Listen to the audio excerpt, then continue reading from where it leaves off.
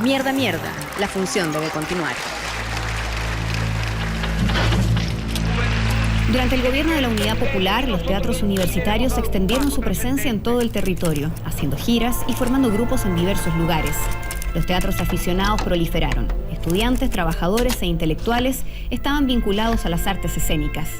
Todos querían transmitir su visión del mundo y el teatro lo permitía. Tras el golpe de Estado de 1973, los teatros universitarios fueron intervenidos, quedando bajo el control del régimen cívico-militar. La cultura fue neutralizada. Muchos actores fueron despedidos, otros cayeron presos y fueron llevados a campos de concentración. Muchos fueron exiliados y a otros los mataron y se sumaron a la lista de desaparecidos. Varias generaciones de actores, directores y técnicos quedaron a la deriva. Así, la dictadura puso fin al desarrollo sostenido de la actividad teatral y de un golpe, la edad de oro del teatro chileno quedó en suspenso. Después de la época dorada tuvimos que empezar a sobrevivir como tuvo que sobrevivir durante mucho tiempo el teatro chileno.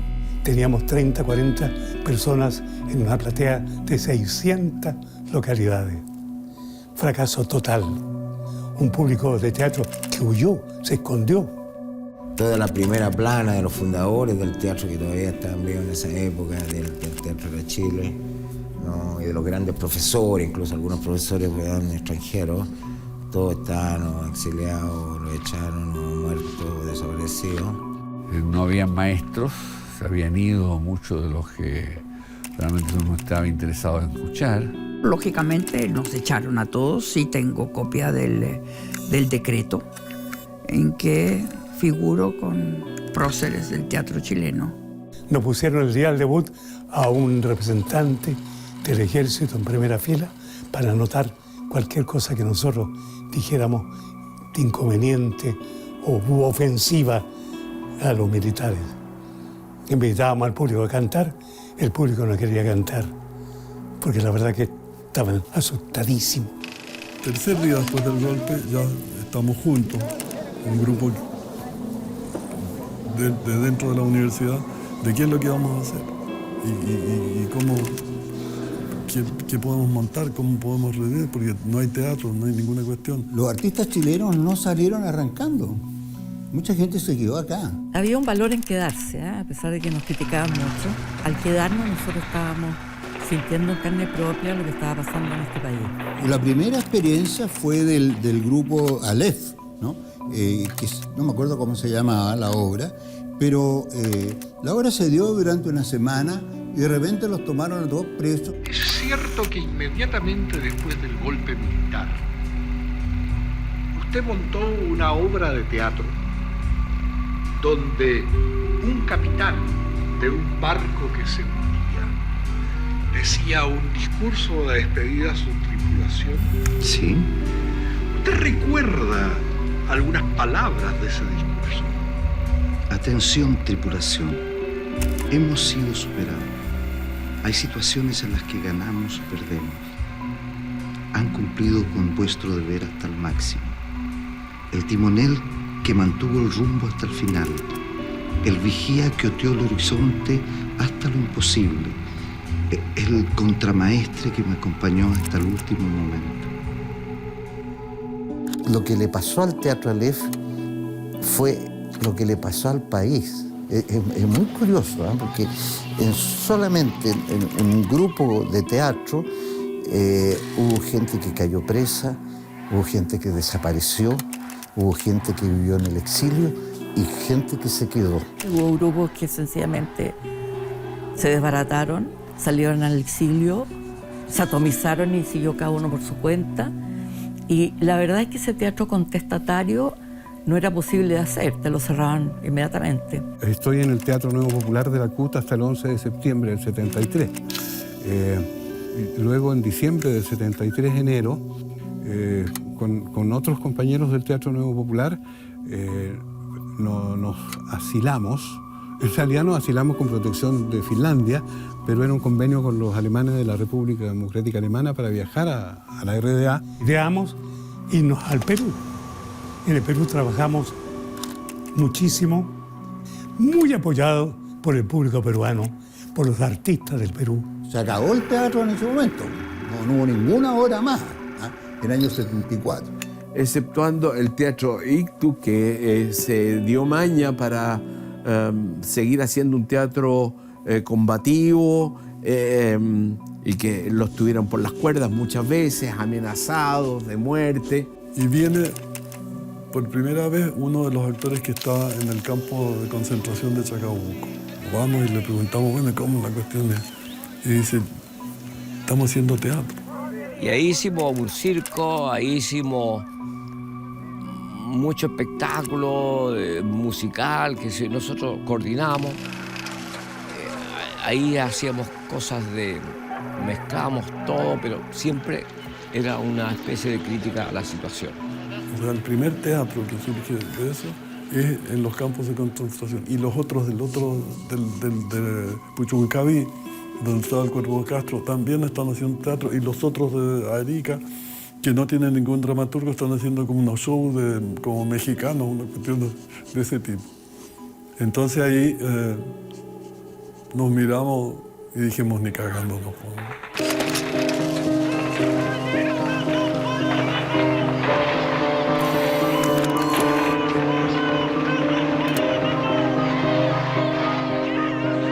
Estuve un mes en la Villa Grimaldi, ahí estaba desaparecido. Después estuve como 2 o 3 meses, o un mes más en 4 Álamos, y luego pasé a 3 Álamos. Eran como campamentos vecinos. Ahí estaba unos 3 meses, algo así.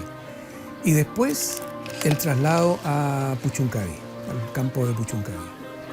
Y allí estuve por lo menos 1 año y medio más. O sea, fue un periodo largo que estuve, casi 2 años.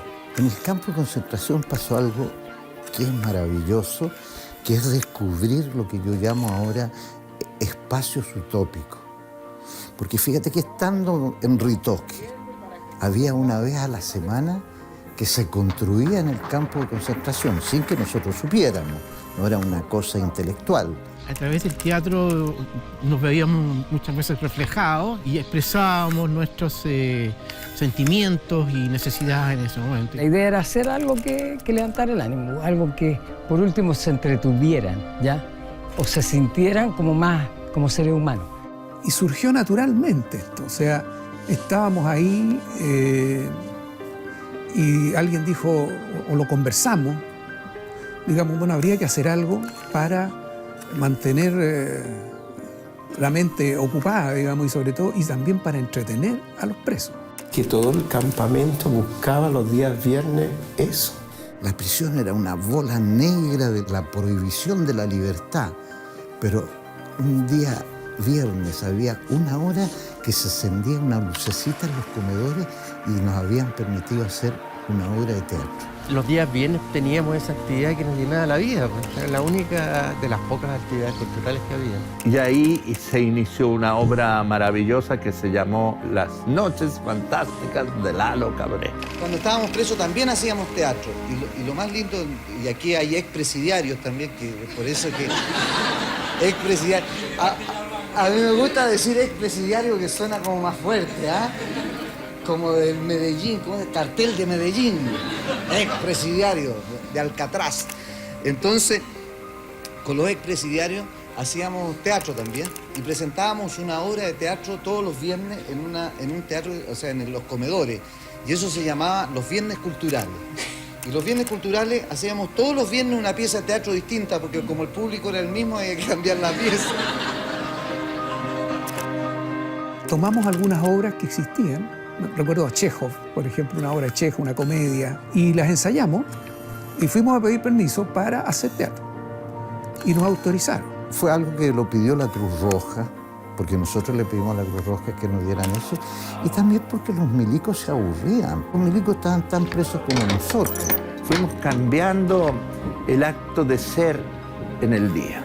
Porque en vez de estacionarnos en el miedo, en el odio, empezamos a a adentrarnos en lo que es el objetivo humano, ser creadores. Se creó una relación entre presos y soldados que fue como extinguida por el humor y por el teatro. Nosotros transformamos ese campo de muerte, de tortura, lo transformamos en el Carnegie Hall en la noche, y no solamente fue deleite de los actores, que éramos todos los que estábamos prisioneros, sino que de los militares, especialmente los militares clase, que se agolpaban en las rejas a aplaudir y a ver. Ellos también esperaban el viernes para ver una obra de teatro, y entonces se confundía eso, que nos cuidaban, y con las risas que ellos tenían mientras sostenían las metralletas, de lo que ocurría al interior del comedor. Nosotros estábamos en un escenario que construíamos con las mesas del casino. La platea eran las bancas, ¿no? Las bancas, cojines que llevaba cada uno para sentarse más cómodo. Y en un hemiciclo siempre. Todos participaban, todos tenían algo que decir, que el carpintero, el que hacía, no sé, un panel, qué sé yo, hasta el hombre que podía, que tenía alguna habilidad de costura. ¿Ya? O sea, todos participaban. Y rodeado por atrás, por, no sé, 20, 30 infantes de marina eran ahí con sus metralletas, ¿no? Listos porque cualquier fuga, cualquier cosa, ¿no? Y tú sabes que los veíamos que se aguantaban para no reírse demasiado, porque podía ser mal visto. Siempre había un oficial sí que daba vuelta por ahí, pero les encantaba. Y nos comentaban después, durante la semana. Oye, qué buena la obra, esa me gustó, ¿cuándo van a hacer de nuevo? Ellos estaban, de alguna manera, los pelados estaban presos ahí también, totalmente. Y esto era un momento de liberación, ¿no? Absolutamente, para todos, como es el teatro. Todo aquí es dicotomía blanco y negro, y no es blanco y negro. Yo comí gracias a esos militares que al otro día, cuando yo salía al baño, porque teníamos derecho a salir una vez al baño nomás en el día, estaba un conscripto, un sargento que me decía: Lalito, aquí tiene 4 panes para que los reparta en su celda. Entonces el hambre mermó y yo repartía esos panes en mi celda equitativamente. Los milicos se dieron cuenta que esto era importante para los presos, ¿no? Acudía una gran cantidad. Ahora quiero presentar a mis 2 amigos con los cuales estábamos presos en Puchuncaví, que presentábamos el show, el Chino Plaza y el Gordo Genovese, que está ahí.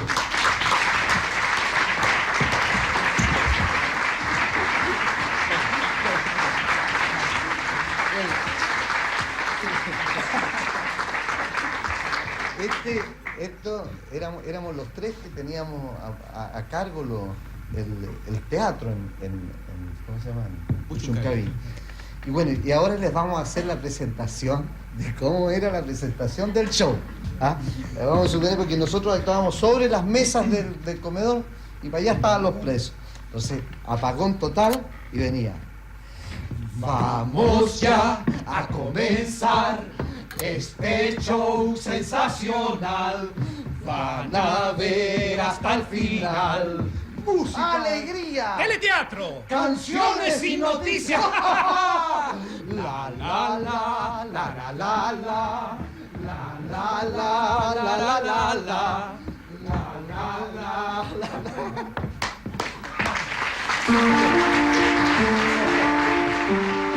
Dijimos, bueno, tenemos que hacer nuestras propias obras.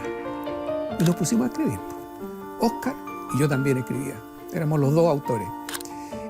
Oscar tenía algunas cosas ya del Aleph, empezamos a reciclar las obras del Aleph que él tenía, las adaptábamos. Yo escribía con vela, cual Shakespeare, porque teníamos obligación de apagar la luz a las 10:30. Y como eran cabañas de madera, se veía si tú estabas engañando la cosa.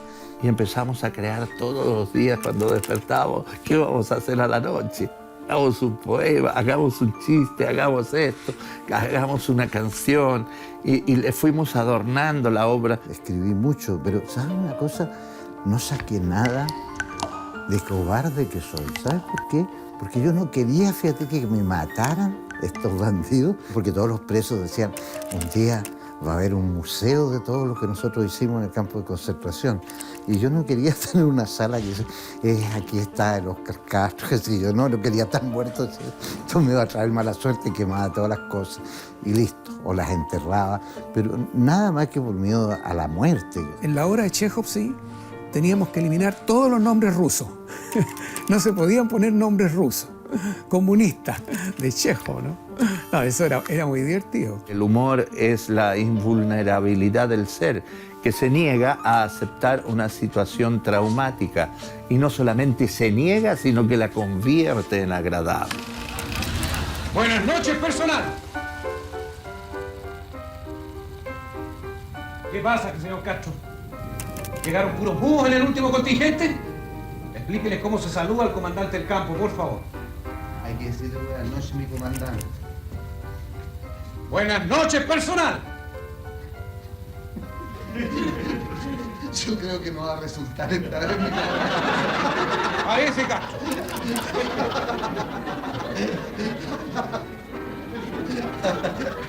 Parece que hay gente muy subversiva esta noche. Pero aquí se las van a arreglar conmigo. Se los digo ahora, desde ahora, para que nos vayamos entendiendo y para que no tengamos problemas después. Y tú haces un espectáculo y en el espectáculo, obviamente la obra sea la que sea, tú vas a decir cosas. Algo va a decir y eso que va a decir lo va a decir relacionado con lo que está pasando, con la vida que estás viviendo. Hicimos para una Semana Santa una adaptación tomada del Calígula de Albert Camus. Pusimos encuadrado todas las mesas del comedor y la acción transcurría arriba de las mesas y debajo de las mesas, que eran las catacumbas.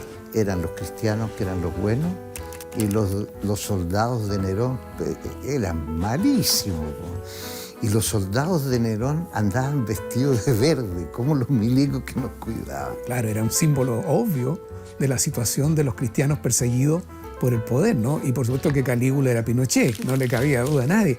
Y nosotros, los buenos cristianos, vivían debajo de las mesas donde hacían reuniones clandestinas para terminar con el régimen de este bandido. Porque era un texto que tenía como algo de mensaje cristiano también, pero el fondo era eso, la imagen de los cristianos conspirando en las catacumbas y muriendo también, y por arriba el poder del imperio romano, ¿no?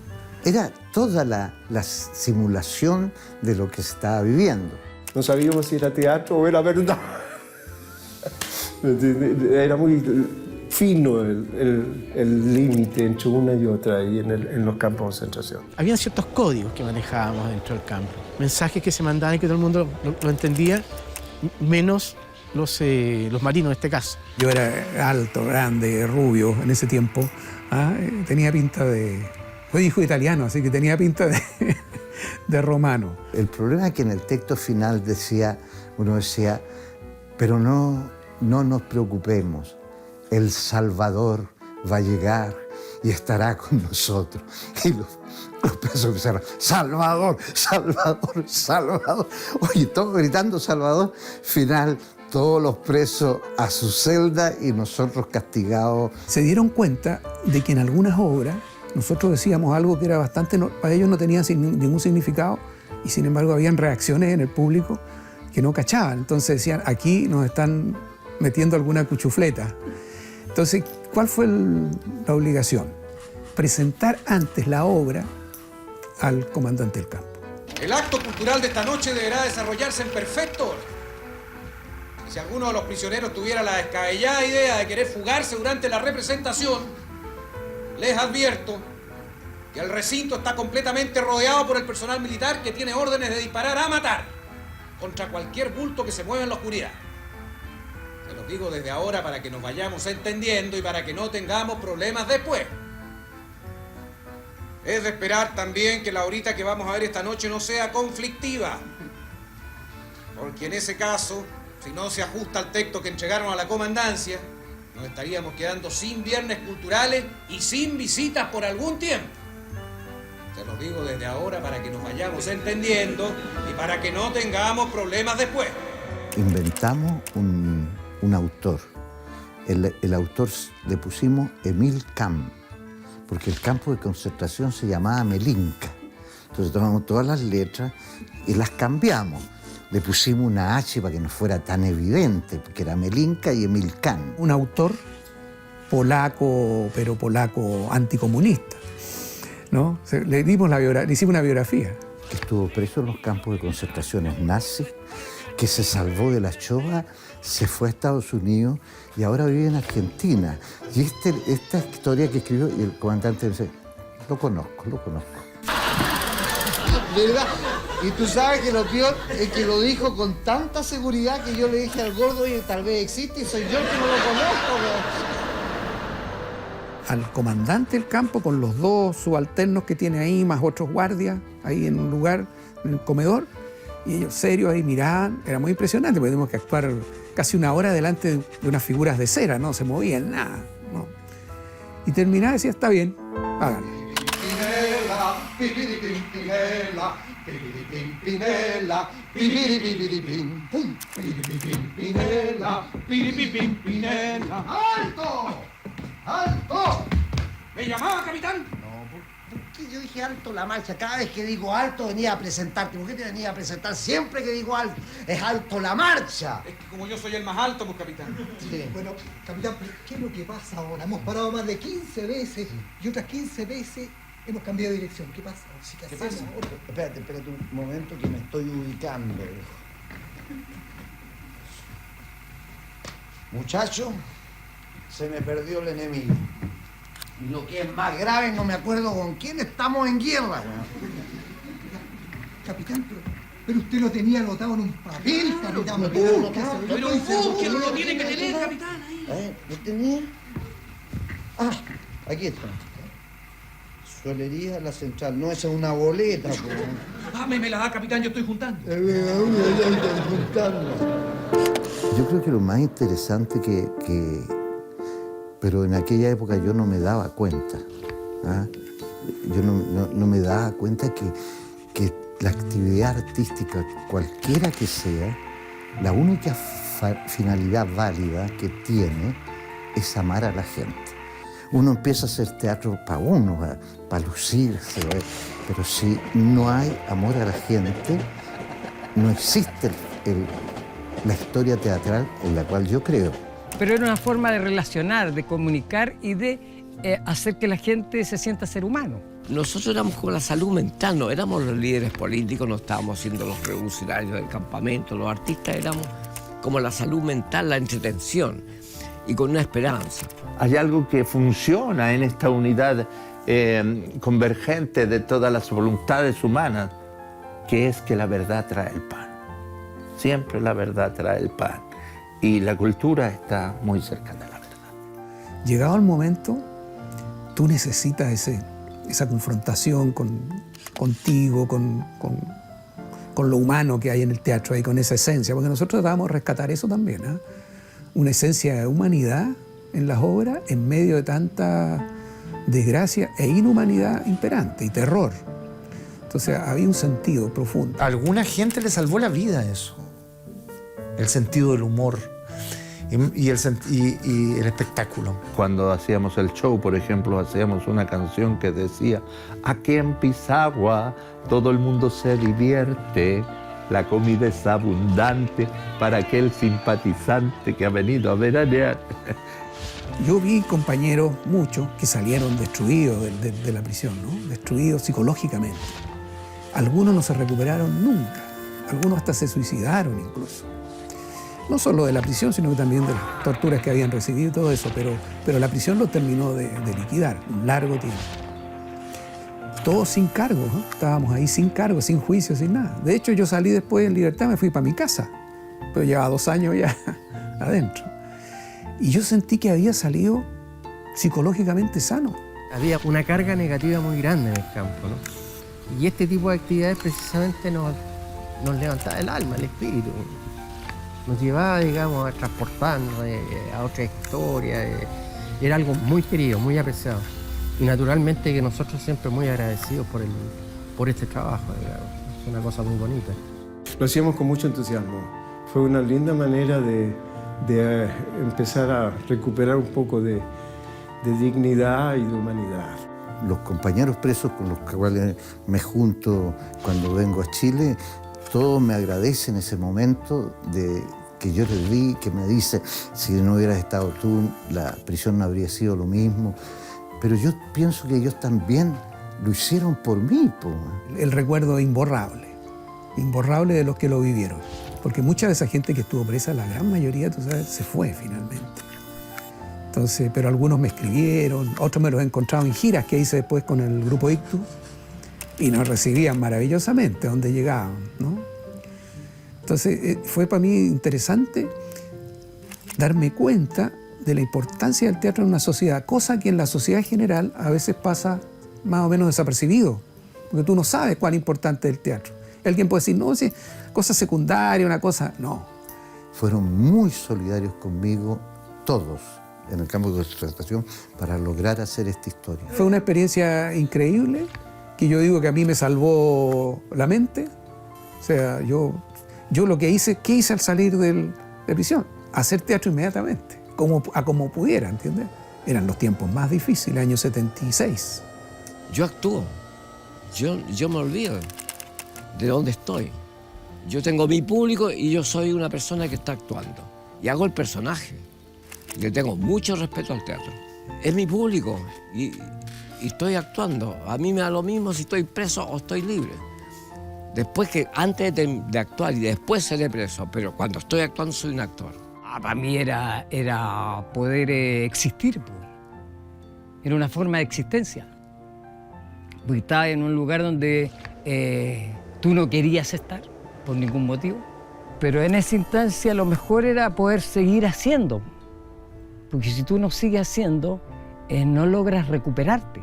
La gente que hizo teatro y humor dentro de los campos de concentración son héroes. Son héroes que le cambiaron la mentalidad al prisionero, al devastado, torturado y pasándolo pésimo, pero también al soldado. Y yo te digo, se crea un espacio utópico ahí en el campo de concentración porque era utópico los actores y al mismo tiempo el público. Era como una tragedia griega, ¿no?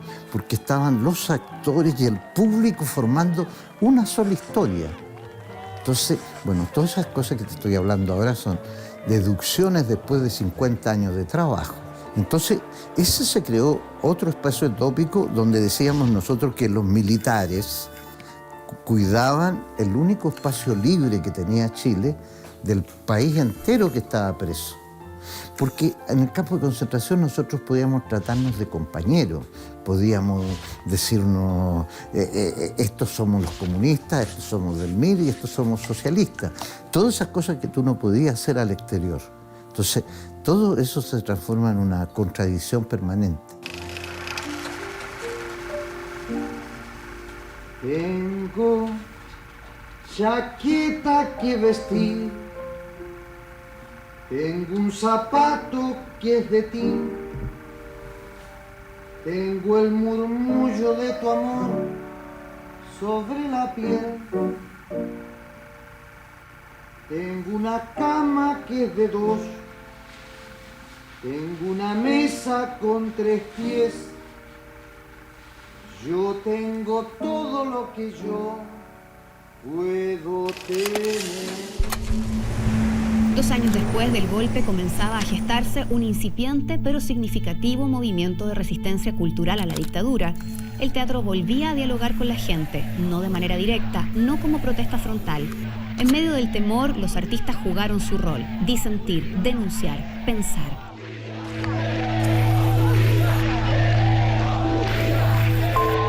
No habían salas, estaban muy pocas salas funcionando. Las grandes compañías o habían sido disueltas o los actores o integrantes habían salido en exilio o muertos. Esa era como la realidad. Muy pocos se quedaron en Chile y resistieron, ¿no?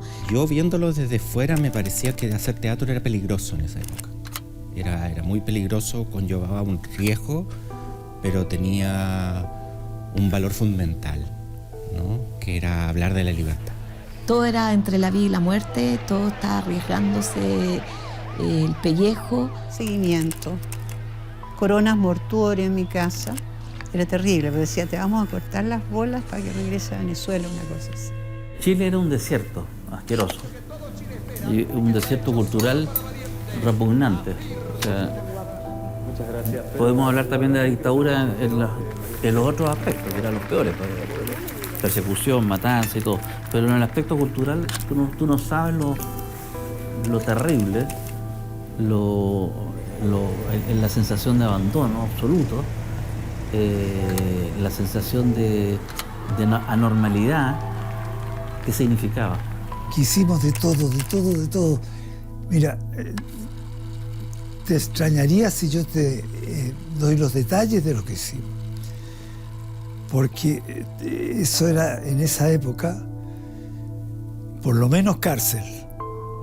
Por lo muy menos cárcel. Jugar con fuego todo el tiempo sin saber si nos iban a allanar, si nos iban a llevar presos, si hacíamos teatro en la calle, nos llevaron presos, a mí me llevaron presa, como a muchos compañeros, no solo a mí. Entonces eso era como... Era excitante y estresante. Hicimos una obra de Beckett en la calle, que era una cosa insólita. O sea, nosotros dijimos, como una obra de Beckett va... Maravilloso. Estuvimos presos también una vez. Teníamos un compañero que era Álvaro Jope, que se ponía en las esquinas para ver si habían pacos y nosotros arrancábamos, pasábamos el sombrero. Todos los días pensábamos hasta dónde se puede llegar, porque la idea no era que nos cerraran el teatro ni ser mártires, sino que seguir funcionando. El año 75 aparece Pedro, Juan y Diego como la primera obra que hace el Ictus, y a mí me convidaron a trabajar como dramaturgo. Y yo postulé esa idea de que había que hacer un teatro, no para que lo cerraran, sino que para que pudiera existir. Y que una manera era ser un poco como no ir de frente, sino que ir como de lado. Todos los teatristas, en paralelo el Teatro La Feria, el Teatro Imagen, el TIT, intentábamos como ver cuál era el límite, ¿no? Así como cuando lloran los niños y la mamá va corriendo un poco el límite, hasta dónde está, ¿no? Todo el día maleando tierra en la agua del pencache como me dio el pantalón, güey. ¿Sabes que me mandaron a hacer un hoyo de 10 metros de largo por 4 de ancho, 1,5 de hondo, güey?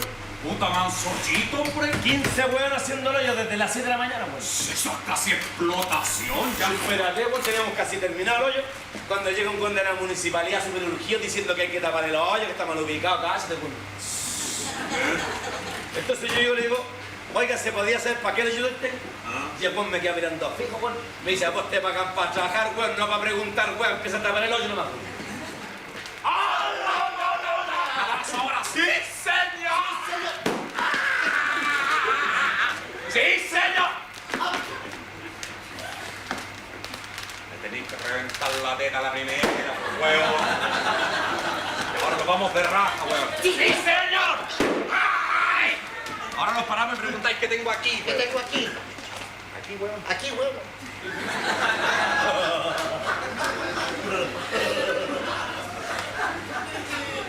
Estáis agarrando para el hueveo, ¿Cacha? Y va a caer, y va a caer, y va... Son las pilleritas las que están bebiendo, pues. Iba a caer el día de la goma, weón. Estas viejas sí que las pescan, pero con nosotros no pasa nada. Era todo entre líneas, ¿no? Tenía que leer entre líneas, pero la gente aprendió a leer entre líneas, así que bueno, era fácil comunicarlo, digamos, no era críptico, era ostensible, obvio. Como no podíamos decir las cosas realmente, entonces buscábamos lo elíptico. Y el arte está hecho de elíptico, no es la anécdota. Desde luego que la dificultad desarrolla el ingenio. Yo creo que el teatro que hizo el Ictus en esa época, que hicimos, no fue un teatro contestatario, ¿no? No habríamos podido hacerlo. Habría llegado inmediatamente la censura, digamos. Pero de alguna manera era bastante consolador y útil para el público.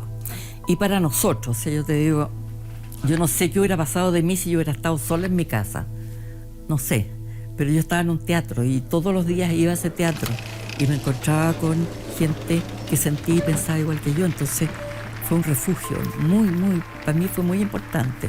porque el público se dejaba caer en las salas por cantidades, porque el teatro los identificaba ese dolor y entregaba un sentido del humor que era muy necesario.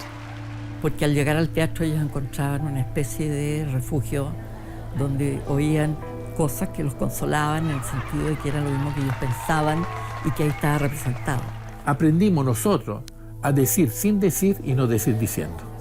El teatro era uno de los pocos vehículos de resistencia pública en que tú podías ejercer. La pregunta fundamental sobre el teatro y sobre la actuación superó el momento coyuntural que nos tocó vivir históricamente, ¿no? Mientras se instalaba un modelo de mercado donde cada cual se las tendría que arreglar con las propias uñas, las compañías ponían en práctica la creación colectiva y la solidaridad por sobre los egos y los proyectos personales. El teatro se las arreglaba para sobrevivir. Dos compañeros entrañables, José Manuel Salcedo y Jaime Badel, aquí en Providencia pusieron una carpa y estrenaron Hojas de Parra. Es buscar la forma de hacer un teatro popular, esa era la búsqueda. Por eso elegimos a un poeta como Nicanor Parra, que es un poeta que como intención es popular. Hay obras de teatro que son inspiradas, que tienen un aura especial y que las convierte en un espectáculo inolvidable. Ese fue un espectáculo inolvidable. Y era muy graciosa también la cosa, muy emotiva, pero era muy disolvente. Yo creo que eso fue lo que molestó. Era un circo que colindaba con un cementerio y no se podía mover de ahí el circo porque no tenía plata, estaba quebrado. Y el cementerio empezaba a crecer y invadía toda la carpa. Se invadía toda la carpa de cruces. Se hacían unas procesiones. Y se terminaba la obra con ese poema de Nicanor que dice: solo nos quedan tres alternativas, el ayer, el presente y el mañana. Y ni siquiera tres, porque el ayer no existe, ya pasó. El hoy, el presente es o sea, nos queda nomás que el futuro. Y decía, yo levanto esta copa por ese día que no llegará nunca, pero es de lo único que realmente disponemos. Un lindo poema, ¿no? Y además optimista. Bueno, relativamente optimista. La carpa fue quemada. Esa noticia, yo estaba en Caracas, la vi en primera página en todos los diarios allá. Los tipos fue una noche, le quemaron la carpa y ellos nunca más pudieron dar su obra.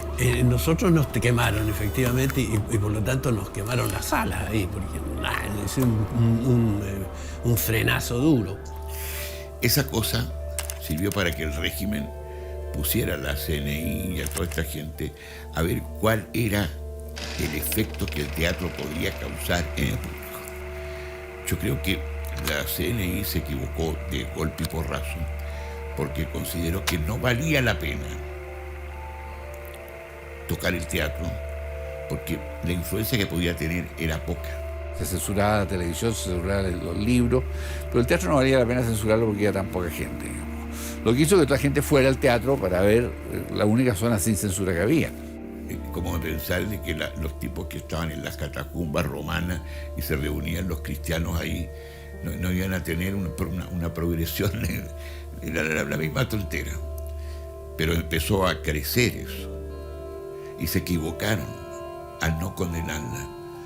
Recién algunos grupos teatrales estábamos entre ellos, nosotros dentro del Teatro de la Universidad Católica, intentando encontrar un lenguaje que nos permitiera hacer una crítica al sistema que estaba en ese momento y que al mismo tiempo preservara nuestra seguridad. Las universidades estaban intervenidas, las obras que daban se remontaron a los clásicos, donde la discusión política o ideológica era más a largo plazo. No es un rey, es un cerdo al que están degollando.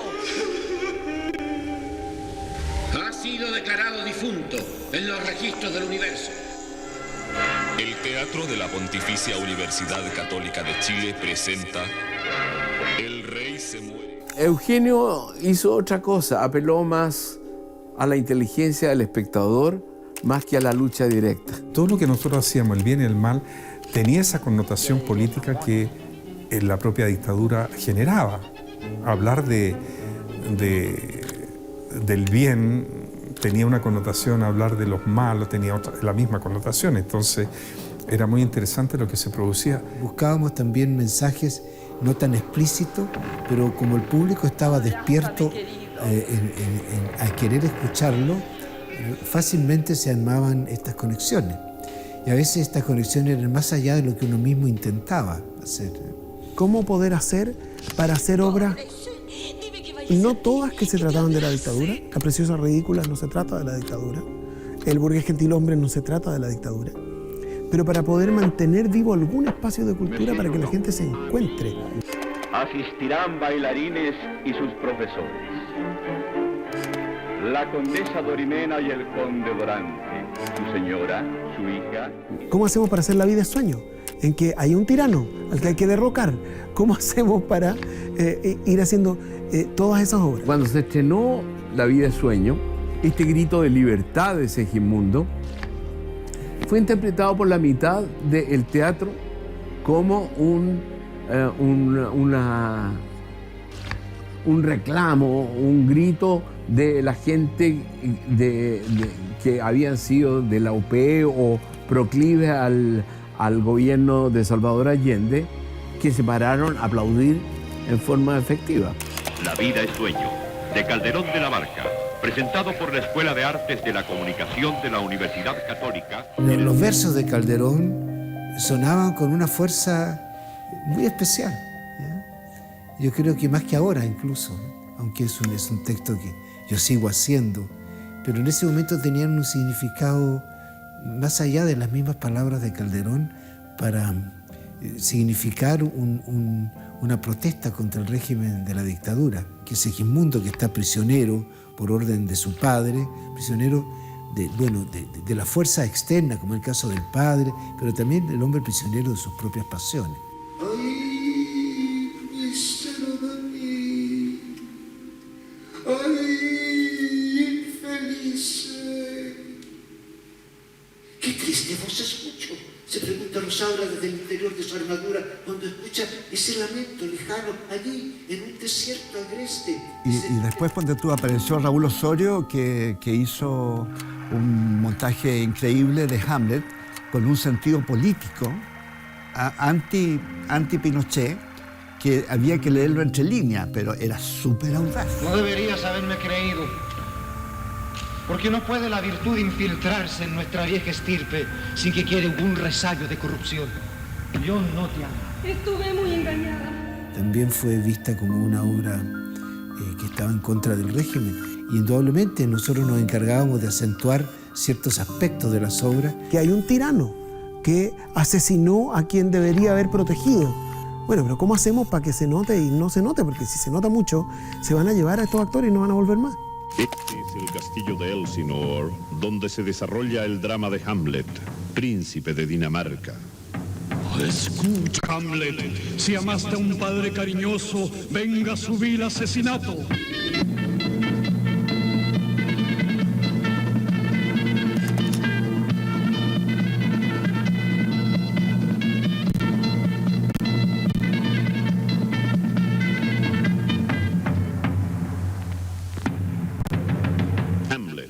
De William Shakespeare, Teatro de la Pontificia Universidad Católica de Chile.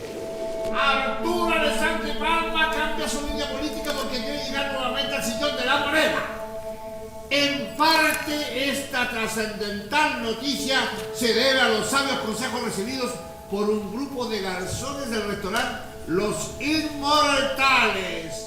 Sabemos, por ejemplo, con Lo crudo, lo cocido y lo podrido, que fue una obra que es la única en la historia del teatro que la censura hizo que se ensayara y no se estrenara, una censura interna de la universidad. Y cuando estuvo la obra lista, que Eugenio Dittborn, director del teatro y director de la carrera, la miró y dijo: una obra rara, va a tener un éxito mediano, digamos, y todos la miramos y nadie pensaba nada que pudiera la obra irritar a nadie. No es teatro político, y nunca lo quiso ser, pero se convirtió en teatro político porque el contexto lo acusó de serlo. No pretendía estar jugando un rol de resistencia, por ejemplo, en absoluto. Era un rol de pesadilla. Es una alegoría y que también es una obra que uno puede decir se trata de varias otras cosas, pero alguien se dio cuenta de que se trataba de 4 personas con uniforme que manejan un lugar del que nadie puede salir, nadie puede entrar, y que están llenos de muertos escondidos en un segundo piso. Un montaje pero fabuloso, ¿no? Un montaje extraordinario, no porque lo haya dirigido yo, porque es con muy buena decorado, con una música excelente, ¿no? Con todo, pero perfecto. Era una puesta en escena formidable, o sea, en ese tiempo el Teatro de la Católica no eran 2 salas, sino una sala con un escenario gigantesco.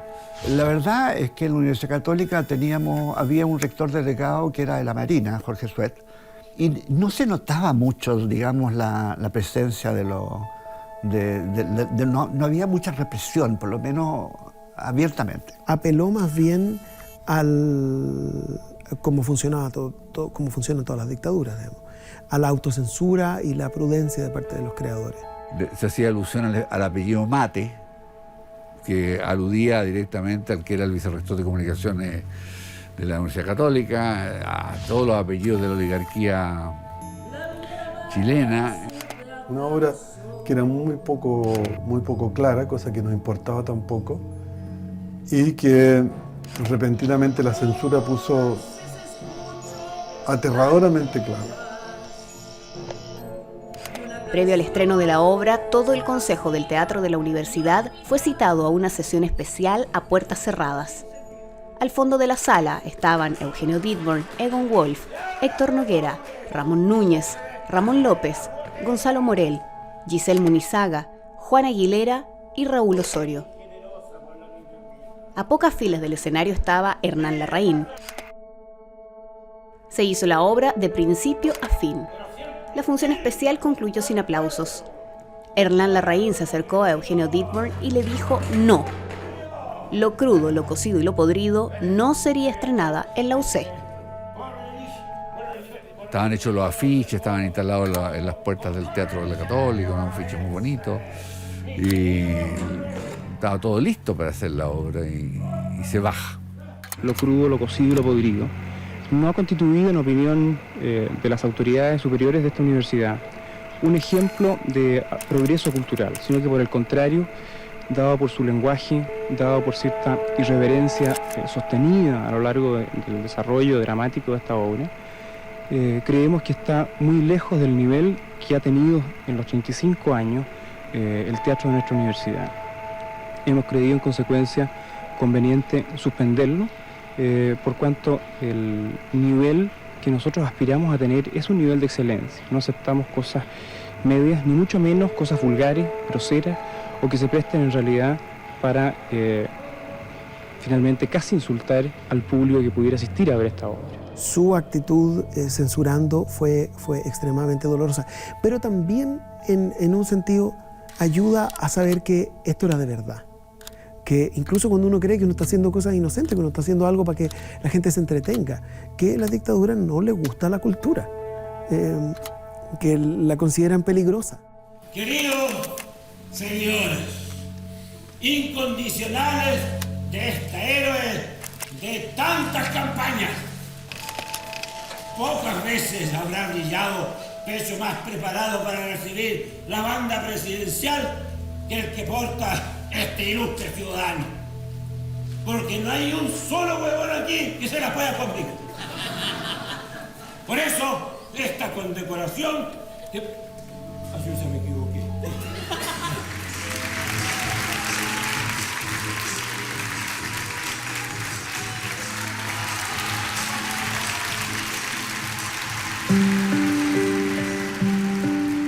La gente de teatro y los que eran nuestros adultos en el momento, Gustavo, Carlos Matamala, José Manuel Salceo, Jaime Badel, la Susana Bonchil, Juan Radrigán, que entró en ese tiempo, también apareció, Marco Antonio La Parra, la gente de la Católica, Tito Noguera, Eugenio Dittborn, héroe de la jornada.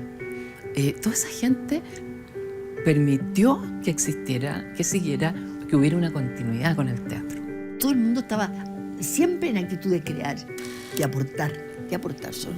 Tenía mucho sentido el teatro y la cultura en general. Todos queríamos hablar de alguna manera de lo mismo. Había una utopía también, había leyenda y poética y había algo de heroísmo en ser artista. Era una manera también de enfrentar como lo duro que se vivía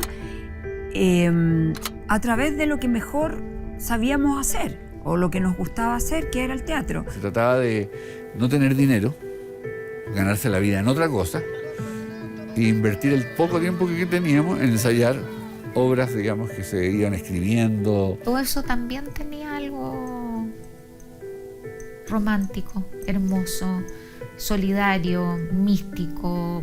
Estábamos todos la gente de teatro muy conectada, muy unida, sabíamos que estaba haciendo el otro. Como que todo el sentido estaba en romper o en atreverse o en decir algo un poco más allá de lo que estaba permitido, y eso daba como una fuerza.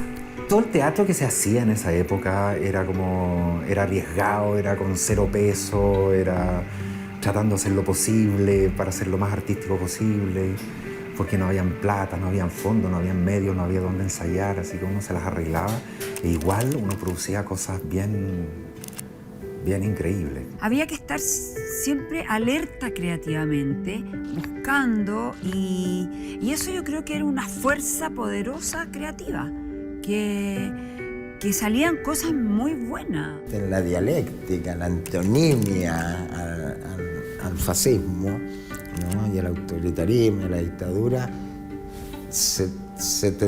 nos formamos producto de esa lucha, de esa dialéctica. Tú tenías la sensación de estar permanentemente oprimido y al mismo tiempo permanentemente deshaciéndote de esa opresión. Y la gente iba a llorar y a reírse. Entonces juntar esas dos emociones en el teatro es lo mejor. Tú comprendes la realidad a través de la emoción, porque la emoción es inteligente.